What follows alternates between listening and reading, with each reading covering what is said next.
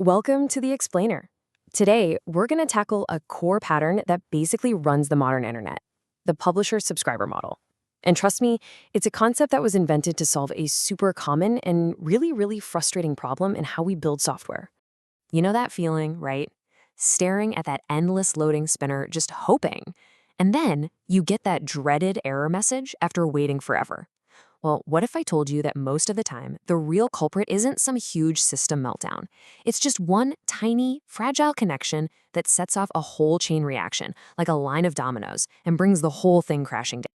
So to really get why this new model is such a big deal, we gotta look at the old way of doing things.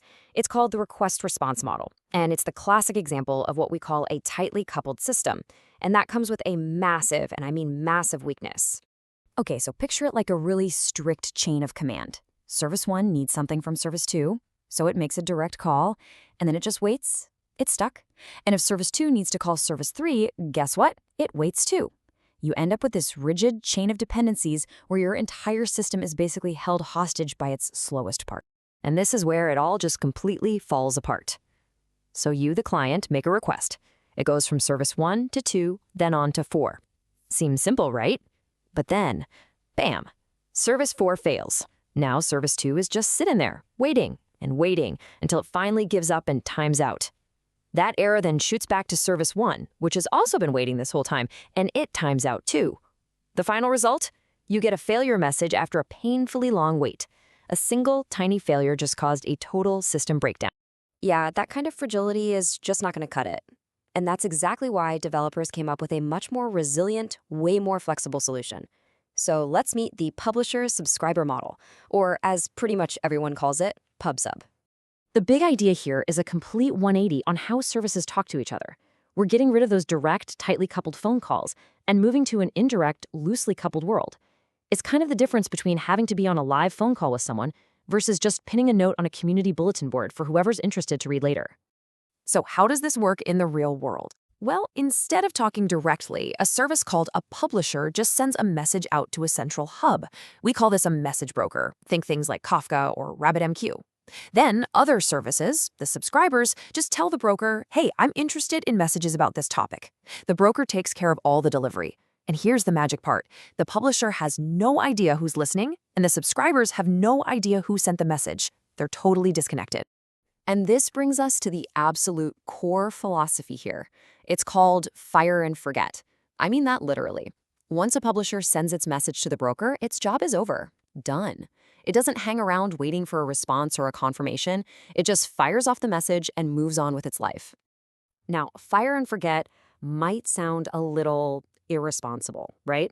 But it's actually the secret sauce. This is where all the superpowers of PubSub come from. So let's break down why this whole decoupling thing is such a game changer. Okay, so remember that cascading failure we talked about earlier? That whole nightmare scenario? In a PubSub world, it's not a catastrophe. If a subscriber service goes down, the message broker just holds on to the message. It'll just wait patiently. The second that service comes back online, bam, the broker delivers the message like nothing ever happened. The system basically just heals itself. And what about growing your system? It's almost laughably easy. Let's say you want to add a brand new service to react to some event. In the old, tightly coupled world, that'd be a huge project. Here, you just build the new service and tell it to subscribe to the right topic on the broker. That's it. The original publisher doesn't need a single line of code changed. It doesn't even know the new guy exists.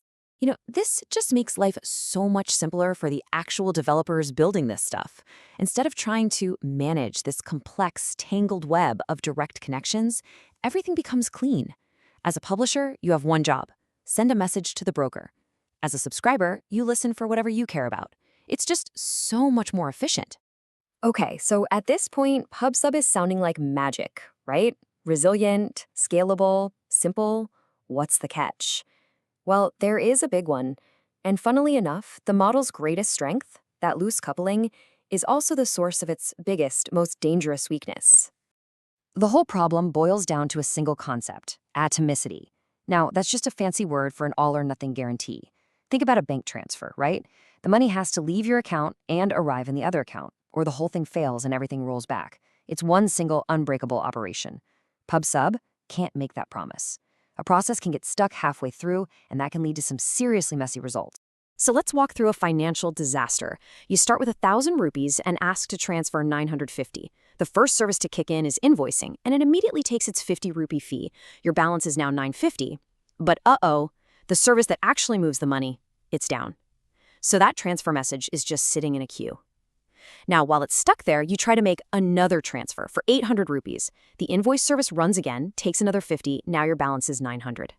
Sometime later, the fund transfer service finally wakes up and sees 2 messages waiting for it. And the result is pure chaos.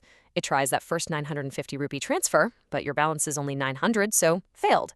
Then it tries the second transfer for 800. You have 900, so succeeded. You're left with 100 rupees when you expected to have 0. The first transaction failed, the second succeeded, and the entire state of your account is just wrong, all because of timing. And if that wasn't bad enough, there's another related trap. To make sure no message is ever lost, the broker promises at least once delivery. Sounds good, right?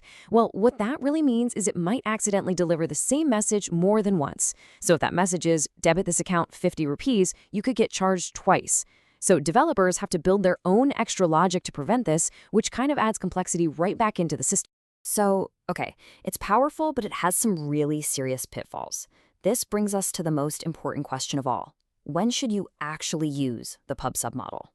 Honestly, it just comes down to picking the right tool for the right job. Pub/sub is absolutely perfect for systems where being perfectly in sync every millisecond doesn't matter. We call this eventual consistency. A great example is your Twitter feed.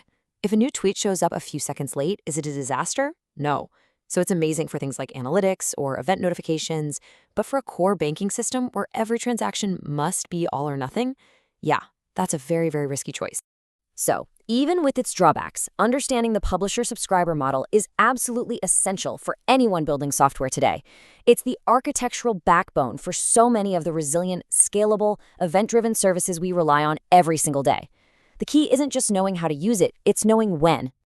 And that's our deep dive into the pub/sub model. I'll leave you with a final thought to chew on. Think about the systems you design, or even just the apps you use every day. Could there be a hidden, tightly coupled dependency in there, just waiting to be the bottleneck that brings it all down? Thanks for joining me for this explainer.